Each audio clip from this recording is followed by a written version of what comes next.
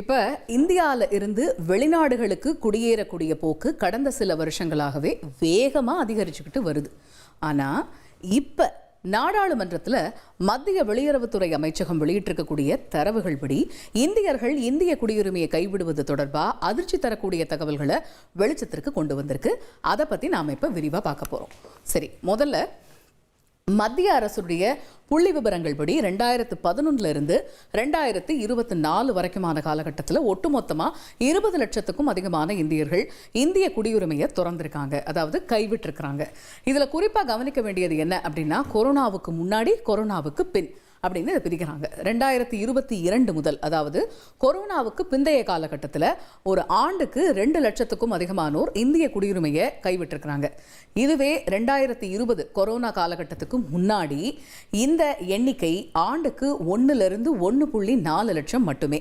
அதே போல் கடந்த 5 ஆண்டுகளில் மட்டும் வச்சு பார்த்தோம் அப்படின்னா ஒரு வருஷத்துக்கு 9 லட்சம் இந்தியர்கள் இந்திய குடியுரிமையை கைவிட்டிருக்கிறாங்க. சரி, அப்படி இந்திய குடியுரிமையை கைவிடுறவங்க வேற எந்தெந்த நாடுகளுக்கெல்லாம் போறாங்க அப்படின்னு கேட்டால், பெரும்பாலான இந்தியர்கள் குடியுரிமை பெறக்கூடிய நாடுகள் அப்படின்னு பார்த்தா அமெரிக்கா, கனடா, இங்கிலாந்து, ஆஸ்திரேலியா. பொதுவாக இந்த குறிப்பிட்டிருக்கக்கூடிய நாடுகள் எல்லாமே வேலைவாய்ப்பு, உயர்கல்வி, நிரந்தர குடியிருப்பு, வாழ்க்கை தரம் அப்படின்னு எல்லாத்துலேயும் முன்னிலையில் இருக்கக்கூடிய நாடுகள் அப்படிங்கிறதையும் நாம் பார்க்குறோம். இப்படி இந்தியர்கள் இந்திய குடியுரிமையை கைவிட முக்கியமான காரணங்களில் ஒன்று, இந்தியாவில் இரட்டை குடியுரிமை அனுமதிக்கப்படலை. இந்திய குடியுரிமை சட்டம் 1955 படி ஒருவர் வெளிநாட்டு குடியுரிமையை பெற்றால் தானாகவே இந்திய குடியுரிமை ரத்து செய்யப்படும். அதனால் வெளிநாட்டில் நிரந்தரமாக வாழறதுக்கும் அந்த நாட்டு குடிமகனாக முழு உரிமையை பெறுறதுக்கும் அரசியல், சமூக பாதுகாப்பு இது போன்ற சலுகைகளை பெறுவதற்கும் இந்தியர்கள் கட்டாயமாக இந்திய குடியுரிமையை கைவிட வேண்டிய நிலை உருவாகுது.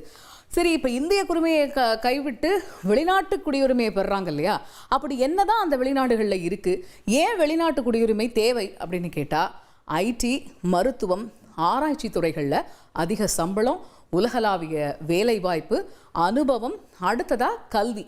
குறிப்பாக வெளிநாடுகளில் படிக்க போகிற பல மாணவர்கள் அங்கேயே வேலை பார்க்கவும் விரும்புகிறாங்க, அப்படியே குடியுரிமையும் வாங்கிடுறாங்க. அதே போல் தூய்மையான காற்று, சிறந்த சுகாதாரம், சிறந்த பொது வசதிகள், சமூக பாதுகாப்பு, இப்படி காரணங்களும் வெளிநாட்டு அரசு நலத்திட்டங்கள், வாக்குரிமை, முழு குடிமகனுக்கான உரிமைகள், இதெல்லாமே காரணங்களாக பட்டியலிடப்படுது.